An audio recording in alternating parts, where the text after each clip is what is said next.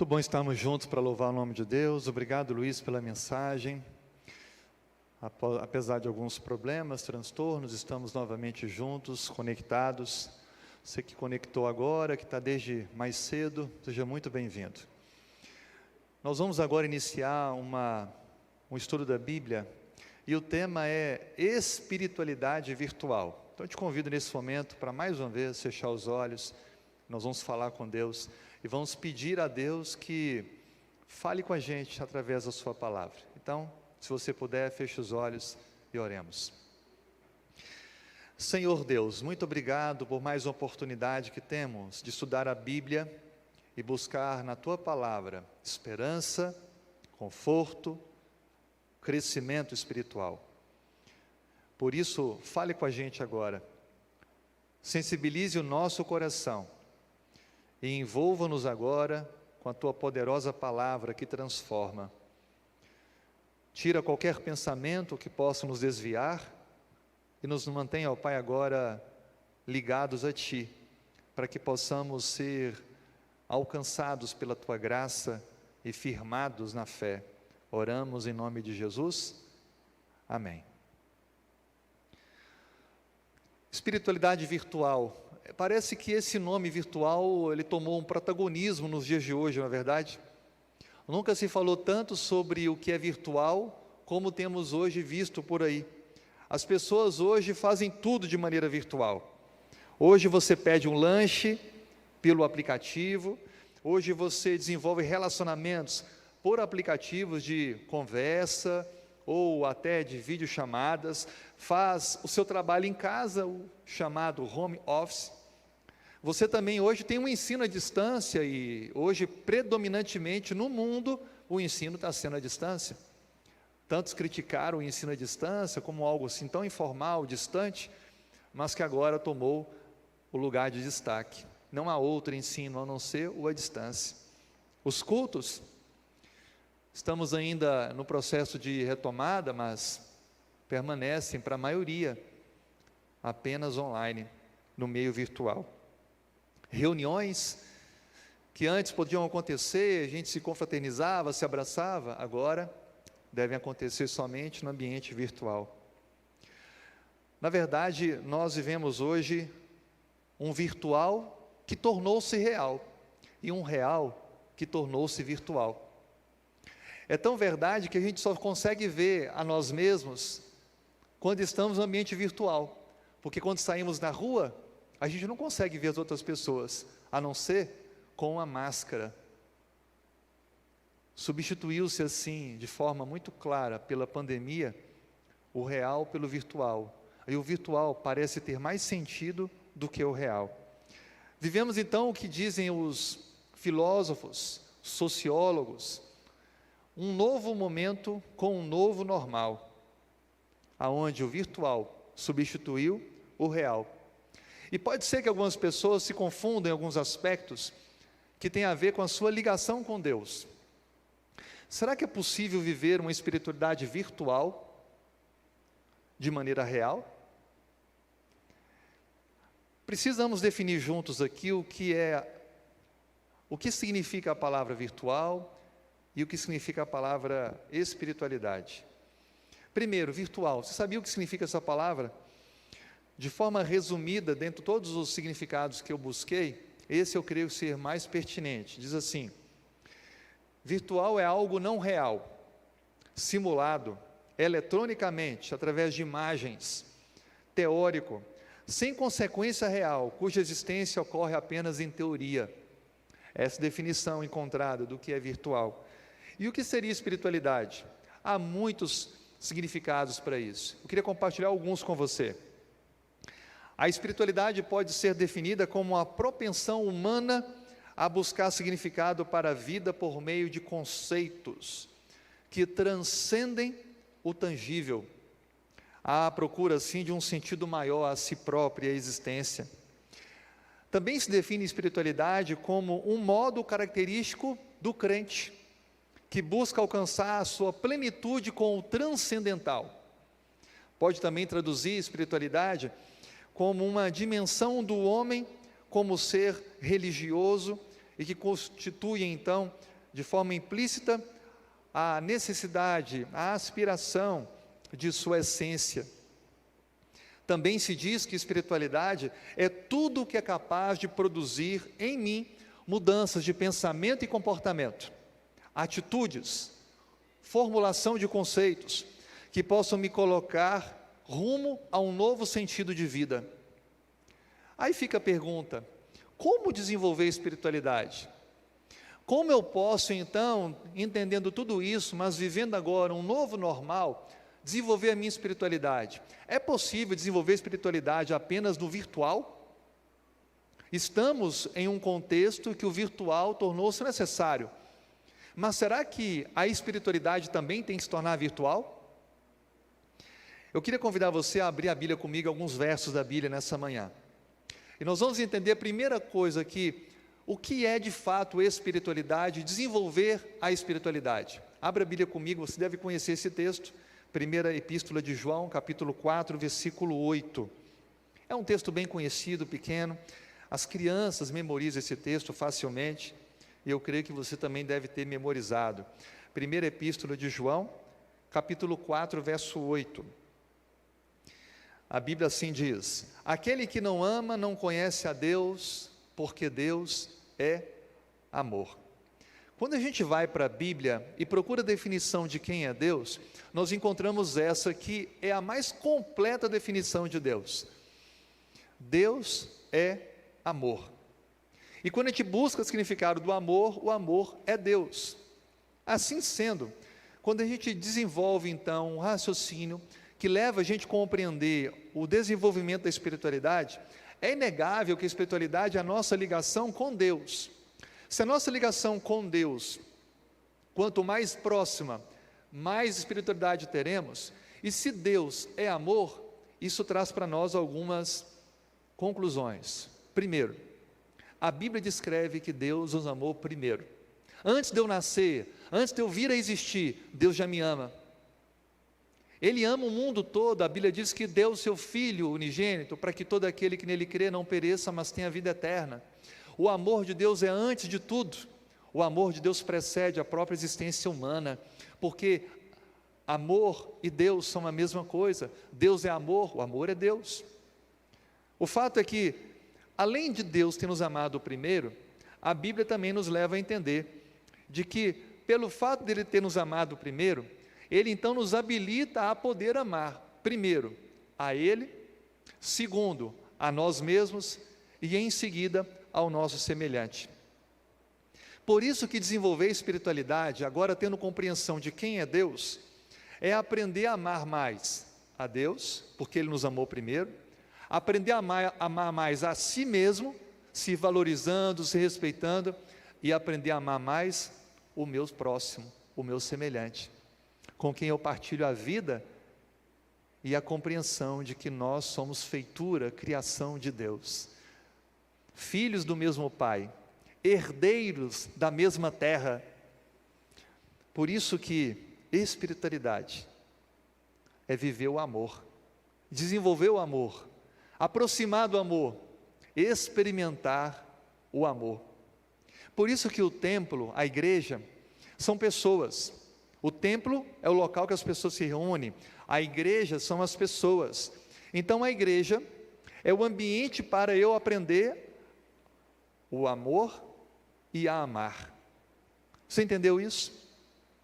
Tudo que é feito no ambiente do templo e fora do templo, orientado por quem está no templo, colocado por Deus, tem o objetivo de desenvolver em nós essa compreensão. Quem é o amor? Como amar? Como nos relacionar? A Bíblia também descreve que Cristo levou tanto destaque para essa questão do amor, que no Evangelho de João, capítulo 13, verso 35, ele faz uma menção sobre a nossa identificação no mundo. Evangelho de João, capítulo 13, verso 35. Estou abrindo a minha Bíblia, você pode abrir a sua também para conferir comigo. Que versículo importante. Nisto conhecerão todos que sois meus discípulos, se tiverdes amor uns pelos outros. Palavras de Jesus, João 13, 35. Nisto conhecerão todos que vocês são meus discípulos, se tiver amor entre vocês. Veja que Cristo está dizendo para nós aqui que o amor que deve existir entre nós nos caracteriza como discípulos dele. Assim também podemos presumir que a ausência do amor entre nós evidenciará para o mundo que nós não somos discípulos de Cristo, ou somos falsos discípulos, porque o verdadeiro discípulo é conhecido pelo amor. O amor abundante, que transborda, que é visualizado pelas ações, atitudes, pelo ser da vida, pelas escolhas feitas, pelos relacionamentos. Agora, para pensar junto agora, como está a sua espiritualidade? O tema é espiritualidade virtual. Você já entendeu o que é espiritualidade e o que é o ambiente virtual. A pergunta é, como está a sua espiritualidade hoje? Como está a sua relação com o amor? Como está o seu amor ao próximo e a relação com a própria definição da palavra amor, Deus? Eu escolhi 3 definições comuns que envolvem toda a humanidade. Essa é uma apresentação minha, é uma opinião pessoal, ao estudar a Bíblia. Você pode ter outras opiniões, mas eu gostaria que com essas 3, nós refletíssemos em qual delas nós estamos e qual de fato devemos aspirar para a nossa vida hoje. Que tipo de espiritualidade devemos ter? Eu coloquei na tela aqui 3 para a gente pensar juntos. 3 tipos de espiritualidade. A espiritualidade legalista é a primeira, a espiritualidade liberal, a segunda, e colocamos aqui a terceira com espiritualidade plena, equilibrada, aquela que alcança o ideal de Deus. Então, legalista, liberal e plena. Como é que a gente poderia entender cada uma delas? A espiritualidade legalista, liberal e plena, cada uma delas tem as suas características. E como é que a gente pode defini-las? Primeiro, a espiritualidade legalista é aquela que coloca a religiosidade acima de Deus. Eu vou repetir. Ter uma espiritualidade legalista é colocar a religião acima de Deus. Isso é muito comum, você deve conhecer alguém que faz isso. Agora, como seria a espiritualidade liberal? Essa espiritualidade é aquela que se coloca a sua vida com as suas vontades acima de Deus. O seu conforto, o seu bem-estar, as suas opções de lazer acima de Deus. Os seus sonhos, o seu trabalho acima de Deus. As coisas que você tem acima de Deus. O dinheiro acima de Deus. Os costumes da época, desviados, distorcidos dos princípios, acima de Deus. Você entendeu? Essa é liberal. E o que seria então a espiritualidade plena? Essa é a ideal. A espiritualidade plena é aquela que coloca Deus em primeiro lugar. E sabe que fazendo isso, todas as demais coisas, vida pessoal, familiar, profissional, todas elas vão se encaixar. Porque Ele é a base, Ele é a rocha, Ele é aquilo que dá sustentação para todas as demais coisas. Percebeu? Voltando com você para a gente não perder esse raciocínio. Espiritualidade é desenvolver a nossa ligação com Deus. Deus é amor. Ao amar ao próximo, eu confirmo diante do mundo que sou um discípulo de Cristo. Eu só posso amar o mundo porque Deus me amou primeiro, me habilitou a amá-lo, amar a mim mesmo e amar o meu semelhante. E há pelo menos 3 tipos gerais de espiritualidade. O primeiro, legalista, é aquele que coloca a religião acima de Deus. O segundo, o liberal, aquele que coloca as suas vontades, a sua vida pessoal acima de Deus.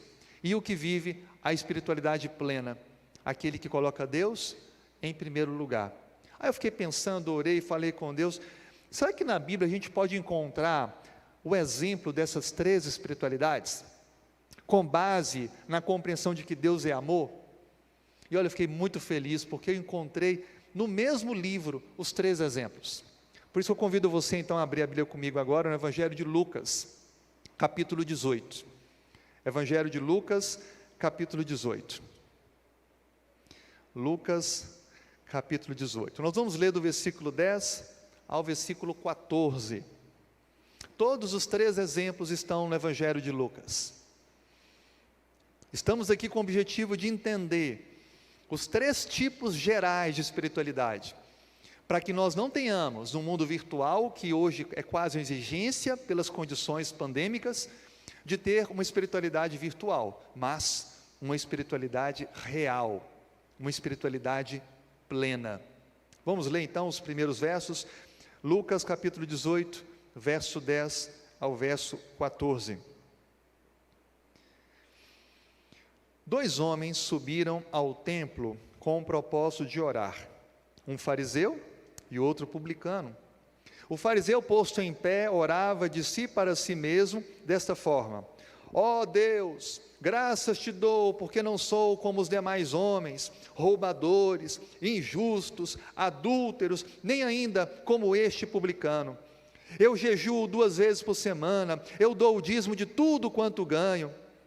O publicano, estando em pé, longe, não ousava nem ainda levantar os olhos ao céu, mas batia no peito, dizendo: ó Deus, sê propício a mim, pecador. Digo-vos que este desceu justificado para a sua casa, e não aquele, porque todo o que se exalta será humilhado, mas o que se humilha será exaltado. Que texto tremendo, não é? Esse é um exemplo claro de espiritualidade baseada na religiosidade legalista. Você percebe que o fariseu apresentado aqui na ilustração de Cristo, ele coloca coisas que ele faz para receber o favor de Deus e dos homens. E vale a pena a gente mencionar essas coisas. Olha, ele diz aqui que não é como os outros, ele é um julgador. Primeiro ponto do legalista é que ele julga pessoas. Ele sempre diminui o outro para tentar aumentar a si próprio. Você conhece alguém assim? A pessoa legalista, ela precisa encontrar outros para que ela possa apontar o dedo e assim ela possa se sentir melhor.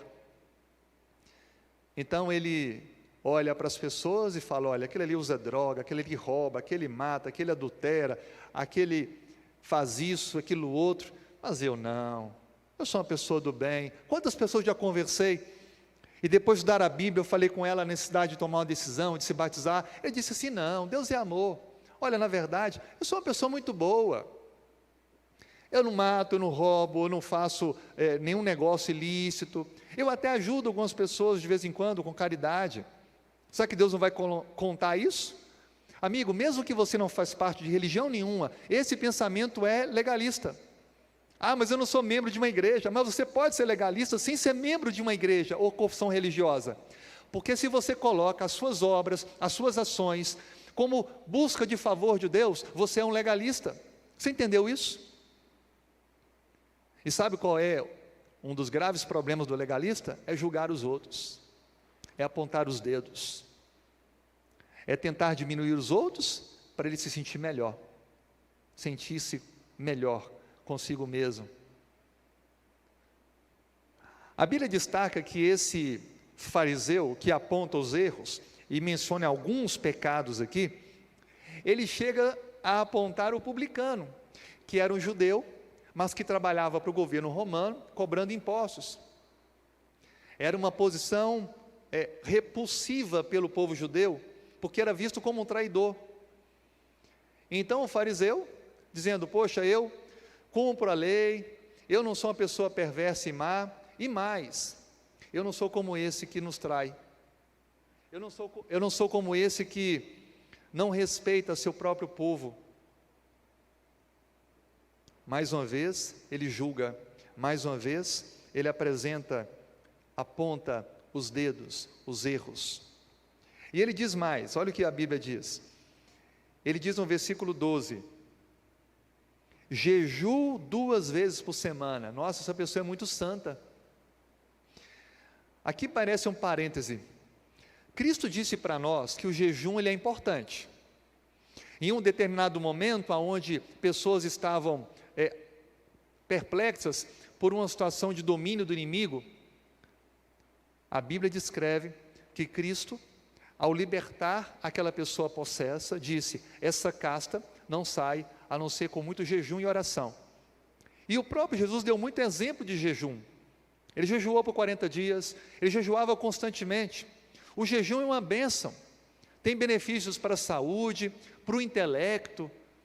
Jejum é uma dádiva de Deus. Agora, por que será que nesse momento é colocado num contexto diferente? Se você jejua para ser visto pelas pessoas, ou para receber o favor de Deus, amigo, o seu jejum está sendo em vão. Eu não jejuo para que Deus veja que eu estou me afligindo, eu estou jejuando, Senhor, olha, me considera aí, porque eu sou um cara que está jejuando. Não, o jejum não tem nada a ver com a maneira que Deus vai olhar para mim, mas a maneira como eu vou olhar para Deus. Você conseguiu entender isso? O jejum é deixar o meu corpo descansar um pouco das incansáveis dos trabalhos com o alimento, digestão, para que eu possa concentrar minha mente no que Deus quer me ensinar, nas coisas que eu tenho que enxergar em mim, que eu não consegui enxergar com a barriga cheia. Você entendeu isso? É um momento de crescimento para mim, pessoal, não para que Deus coloque lá, opa, o fulano fez jejum hoje, está muito bem, parabéns. Não, não é assim. Porque quando a gente jejua da maneira certa, com o propósito certo, a gente cresce como pessoa na espiritualidade, a gente cresce na humildade, a gente cresce no amor, a gente cresce no serviço pelo próximo, a gente cresce em reconhecer defeitos que a barriga cheia não deixa a gente reconhecer. Você consegue entender isso? Então, quando esse fariseu fala que jejua, o problema não é o jejum, você tem que jejuar, nós precisamos. O problema é o propósito do jejum. Infelizmente, algumas pessoas são sinceras, eu sei disso, e podem ter feito jejum, mas não sabendo desse detalhe, mas um coração sincero. Deus, Ele aceita, porque Ele sabe do coração de cada pessoa. E quem somos nós para julgar?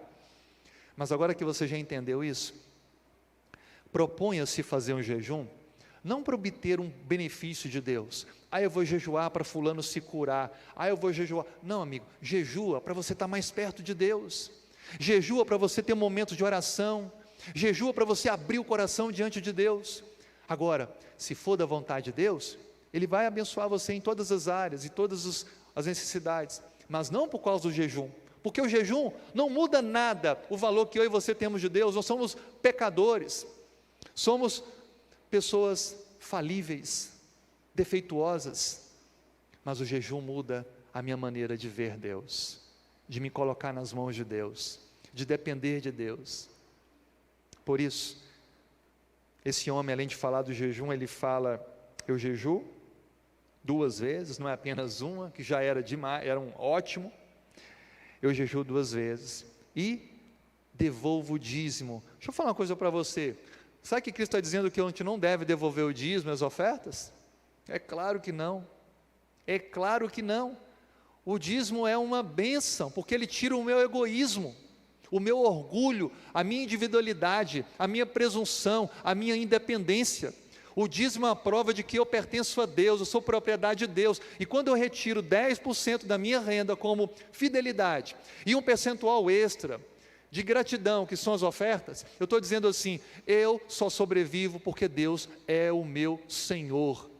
Ele é que me mantém, Ele é que me ergue mesmo em meio à crise. Eu confio em Deus, por isso que eu devolvo aquilo que Ele determinou. Você entende isso? Agora, por que nesse caso o devolver dízimo tornou-se um problema? Porque esta pessoa está devolvendo o dízimo para poder ser vista pelas pessoas. Em outro episódio, Cristo ele menciona que uma mulher, uma simples senhora, ela deu 2 moedinhas, as mais desvalorizadas da sua época. E vieram homens que ficavam jogando os seus itens para fazer barulho e chacoalhando antes de chegar, para todo mundo poder ver o que eles estavam doando. É como aquela pessoa que vai na hora, em vez de colocar no seu cartão, abre o cartão em casa, planeja, coloca a sua doação, fecha, e chega o momento ela deposita. Ninguém está vendo, está vindo o cartão. Aí tem uns que fazem assim, coloca a mão no bolso na hora, aí tira a nota, deixa quem está do lado ver, ainda pede assim: você pode me ajudar a colocar ali? Que é para o outro ver que está devolvendo a nota daquele valor. Esta é a atitude, esse é o processo errado. Você já perdeu a bênção, porque você está doando para os outros verem, ou para que Deus possa reconhecer que você confia nele, para que você possa vencer o seu egoísmo, a sua individualidade, o seu orgulho. Você entendeu isso? E outra, quando você tira na hora, você não está exercitando sua fidelidade, porque é o que tiver no bolso, na carteira, no momento. Quando você faz de forma planejada, organizada, honrando o que Deus definiu, 10% da minha renda é de Deus, e um percentual extra de gratidão, e essa gratidão você que vai definir conforme a sua fé em Deus. Aí você está mostrando que de fato é uma pessoa fiel. E não há tempo aqui para relatar o quanto Deus abençoa a vida daqueles que são fiéis. Eu experimento isso, membros da minha família, pessoas desta igreja que eu conheço e converso, pessoas com quem eu já me relacionei ao longo da vida, que Deus abençoa. E a bênção de Deus, abre-se um parêntese, não é só o dinheiro, amigo. A bênção é a paz, a saúde, a proteção, a guarda da família, a direção de Deus, a sustentação do lar, do casamento. Essa é a bênção de Deus. Mas existe uma teologia da prosperidade falsa, fake, e essa é a palavra do momento, né? Fake, que infelizmente está na cabeça de muitas pessoas. Eu tenho que dar R$1 para receber 2. Esse não é o plano de Deus. Deus até pode fazer isso, desde que Ele tenha um propósito de fazer de você um dispensador de recursos para a obra do Senhor, para pessoas que precisam. Mas sabe, para muita gente, a bênção financeira se torna uma maldição, porque o dinheiro é uma perdição. Quantas pessoas eu já vi que perderam a sua família, perderam um casamento por causa do dinheiro? Quantas? Assim sendo, o problema desse homem não é porque ele jejua, não é porque ele devolve o dízimo ou porque cumpre a lei, mas porque a maneira com a qual ele faz isso está errada. Por isso que a espiritualidade dele é legalista. Você conhece alguém assim? Não pense, você é uma pessoa assim? Agora, pensando melhor, você raciocinou e se encontra nessa situação? O primeiro passo é a gente assumir o nosso erro, reconhecer aonde estamos, para que a gente possa então partir para uma nova caminhada. Deus, Ele perdoa os nossos erros, mesmo se você estava sendo sincero, mas reconhece agora que estava sendo legalista, há uma oportunidade de mudança. Deus, Ele te ama, Deus quer te transformar, Deus quer te salvar, amigo. Então, se você se encontra nesse lugar, reconheça isso, peça clamor e perdão a Deus com fé, e parta agora para uma nova jornada. E qual seria a outra espiritualidade tão comum no mundo de hoje? Lucas 18, verso 18 a 23, veja no mesmo capítulo, olha que coisa intrigante. Lucas 18, verso 18 a 23, a Bíblia nos diz assim: certo homem de posição perguntou: bom mestre, que farei para herdar a vida eterna? Respondeu Jesus: por que me chamas bom? Ninguém é bom senão um que é Deus. Sabes os mandamentos: não adulterarás, não matarás, não furtarás, não dirás falso testemunho, honra teu pai e tua mãe. Replicou-lhe ele: tudo isso eu tenho observado desde a minha juventude. Ouvindo Jesus, disse-lhe: uma coisa ainda te falta.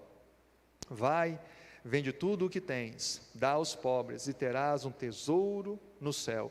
Depois vem e segue-me. Mas, ouvindo ele essas palavras, ficou muito triste, porque era riquíssimo. A segunda classificação para essa nossa abordagem aqui é a espiritualidade liberal. E a característica da espiritualidade liberal é que ela coloca a vida pessoal acima de Deus. E o exemplo que a gente está agora olhando é o exemplo de um homem de posição, um homem rico, um homem destacado na sociedade, que aproxima de Cristo, com o desejo de seguir a Cristo, de se tornar um discípulo de Cristo. E aparentemente ele era um candidato exemplar, porque ele era um virtual cumpridor da lei. Mas Cristo coloca então em avaliação a espiritualidade dele e faz para ele um pedido. E o pedido simples, mas ao mesmo tempo complexo. Fácil, mas ao mesmo tempo difícil. Desde que as perspectivas sejam feitas da visão errada ou visão certa. Isso vai tornar fácil ou difícil. E qual foi o pedido? Deixa tudo que você tem. Tire o amor das coisas que você alcançou na vida e vem, anda comigo. Eu pergunto para você, os discípulos que seguiram Cristo tinham falta de alguma coisa? Faltava para eles e para suas famílias, enquanto estavam seguindo a Cristo e pregando o Evangelho? Não. Não eram ricos, mas também não lhes faltava o suficiente para a subsistência, porque Deus os mantinha. O pedido de Jesus não era para ele ir para a sarjeta, ficar pedindo esmola, não era esse o pedido. Era para ele agora viver pela fé, sendo sustentado por Cristo, porque se ele continuasse querendo ser um discípulo, mas vivendo pelas suas próprias ações, atitudes, ele nunca aprenderia a depender de Deus. Então Cristo deu para ele a oportunidade. Pare de depender de si mesmo, venha depender de mim, anda comigo. Só que esse é um retrato muito claro de uma espiritualidade liberal. Sabe como a gente pode traduzir isso? A espiritualidade liberal é quando você coloca qualquer desejo pessoal acima de Deus. Ah, o mundo de hoje é diferente, as coisas não são bem assim, mudou-se. A igreja tem que aceitar que a forma é essa, o contexto é diferente. Ah, o tempo bíblico era outro. Ah, essa coisa de alimentação, olha, isso aí é do passado, esse negócio de sábado, isso aí já mudou, e isso, aquilo, outro. Amigo, toda vez que você racionaliza, que você tenta argumentar em defesa do que você pensa e não do que Deus disse, você está sendo um liberal. Você conseguiu entender isso? A espiritualidade liberal encontra-se hoje na boa parte das igrejas. Espiritualidade liberal não é você querer escolher um determinado tipo de música da igreja que o outro não gosta. É você colocar gostos, vontades pessoais acima do assim diz o Senhor, do que Deus designou, do que Deus nos orientou. Isso é ter uma espiritualidade liberal. E sabe, o que fica claro para nós é que no final da história desse homem de posição alta, ele perdeu a singular oportunidade da vida dele de ser um verdadeiro discípulo real, de espiritualidade plena com Cristo. Por quê? Porque ele era tão preocupado consigo mesmo e com suas vontades, que se ele estivesse disposto a aceitar, ele se transformaria num homem mais generoso. Imagina quantas pessoas iam ser abençoadas pelos recursos daquele homem. Imagina a capacidade que ele tinha de multiplicar recursos. Ele doaria tudo, mas ele conseguiria ter de novo, porque Deus daria para ele a graça de ser um multiplicador de bênçãos na vida do outro. Um empreendedor, imagina no tempo de hoje, de ações, de empresas, investimentos, a bênção que esse homem seria usado por Deus. Mas ele ficou pensando, bom, eu vou dar tudo, vou ficar sem nada, como é que eu vou investir, como é que eu vou comprar? Eu não vou ter como pagar os empregados que fazem tudo o que eu preciso para engomar minha roupa, para fazer isso, para abrir a porta do carro para eu entrar, para poder arrumar aquilo. Ele ficou desesperado, e ele pensou, bom, tudo que eu tenho é o dinheiro, se eu perder o dinheiro, eu perdi o sentido da vida, vai ser melhor morrer. Então, como eu não posso cumprir isso, ele virou as costas e saiu triste da presença de Cristo. Porque quem sai da presença de Cristo, sem aceitar o seu convite, sem ouvir a sua voz, não tem outro sentimento a não ser tristeza. Mas aqueles que aceitam, aqueles que se inclinam, partem alegres, felizes. Sabe, amigo, pode ser que você hoje tenha uma espiritualidade assim como desse homem de posição, uma espiritualidade liberal. Está você colocando algo acima de Deus? Está você colocando as suas vontades acima de Deus? Está você de alguma forma permitindo que os seus gostos, que não estão coerentes com a palavra do Senhor e com o desígnio dele para a sua vida, estejam mais fortes do que a palavra? O terceiro, para concluirmos, e desejável tipo de espiritualidade é apresentado também no livro de Lucas. Mas agora, volte comigo para o capítulo 10. Lucas capítulo 10, versículo 30 a 35. Olha o que diz a palavra. Lucas capítulo 10, verso 30 a 35. Jesus prosseguiu dizendo: certo homem descia de Jerusalém para Jericó, e veio a cair em mãos de salteadores, os quais, depois de tudo lhe roubarem, e lhe causarem muitos ferimentos, retiraram-se, deixando-o semi-morto. Casualmente, descia um sacerdote para aquele mesmo caminho, e vendo, passou de largo. Semelhantemente, um levita descia por aquele lugar, e vendo, também passou de largo. Certo samaritano, que seguia o seu caminho, passou-lhe perto, e vendo, compadeceu-se dele. E chegando-se, pensou-lhe os ferimentos, aplicou óleo, vinho, colocou-o sobre o seu próprio animal, o levou para uma hospedaria e tratou dele. No dia seguinte, tirou 2 denários, os entregou ao hospedeiro, dizendo: cuida deste homem, e se alguma coisa gastares a mais, eu lhe indenizarei quando voltar. Eu não sei você, mas eu não encontrei na Bíblia um exemplo de espiritualidade plena como desse samaritano. A gente tem a mania de relacionar a espiritualidade com aquela pessoa que ora mais, aquela pessoa mais cumpridora da lei, aquela pessoa que devolve mais recursos para a obra de Deus. Só que eu encontrei nessa parábola de Cristo um exemplo mais significativo para a verdadeira espiritualidade. Esse homem, ele foi movido pelo amor. Na cabeça dele não estava em jogo quem estava olhando, porque ninguém estava olhando, pelo contrário. Se alguém estivesse olhando, era com o interesse de tirar o que ele tinha. E ele correu riscos gravíssimos de ter o mesmo destino daquele homem que estava na beira do caminho. Contudo, por ele compreender quem é o amor, por ele aprender a amar, por ele amar a si, e ver o semelhante que estava em situação de necessidade, carecendo do amor, ele não pensou 2 vezes, ele parou sua viagem, ele investiu seus itens mais preciosos, ele tirou o dinheiro do bolso, ele usou sua força física, ele sujou suas roupas, ele fez tudo para manifestar amor pelo seu próximo, que tanto precisava. Ele pegou, curou as feridas com os recursos que tinha, colocou no seu animal, com cuidado.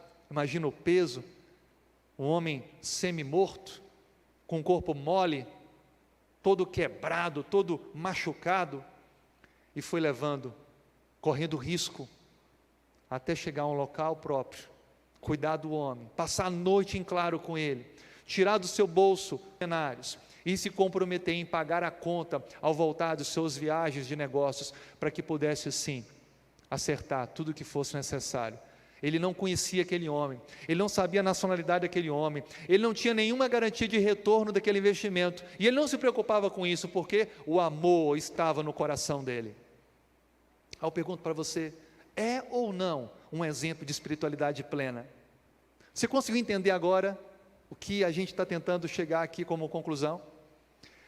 Espiritualidade virtual é ser um espiritual ligado com o legalismo ou liberalismo. Espiritualidade virtual é sair do plano real de Deus, é viver qualquer coisa que coloque algo acima de Deus e no lugar de Deus.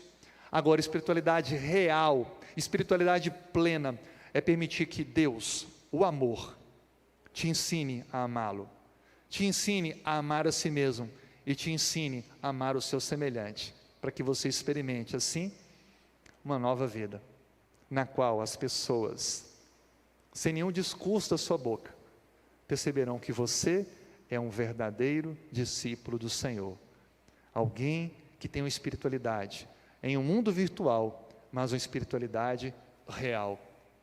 Amigo, eu faço um apelo para você, não deixe que o ambiente virtual torne a sua espiritualidade também virtual, falsa, apenas que dá likes e curtidas, que isso é muito bom, apenas que está ao vivo nos cultos e programações, mas que realmente experimente diariamente uma vida na qual você manifesta amor pelo seu semelhante, como resposta do amor que você tem de Deus, que recebeu para amá-lo, amor que você tem a si mesmo, e que vai então agora concluir com esse amor pelo próximo, não como obtenção de um favor divino, ou um reconhecimento social, mas como uma resposta natural da ação da própria pessoa que define o amor na sua e na minha vida.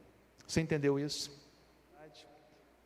Eu queria nesse momento fazer uma oração com você, entregando a sua decisão nas mãos de Deus. Então, se puder, feche os olhos e oremos. Senhor, muito obrigado, porque o Senhor nos permite compreender que somente com uma vida de amor a Ti, a nós mesmos, ao próximo, é que podemos experimentar uma espiritualidade plena, real. Perdoe se atitudes, ações têm revelado uma espiritualidade que oscila entre o legalismo e o liberalismo, colocando a religião acima de Deus, ou colocando as coisas, a vida humana acima de Deus. Por isso, nos dê condições de agora, conscientes de onde estamos, entregarmos a direção de tudo em Tuas mãos, e sermos assim conduzidos a um desenvolvimento da espiritualidade de maneira contínua.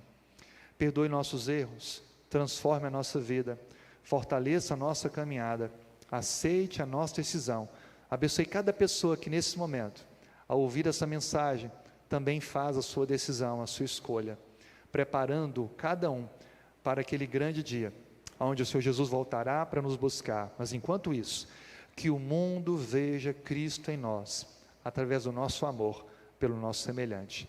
Nós oramos em nome de Jesus. Amém.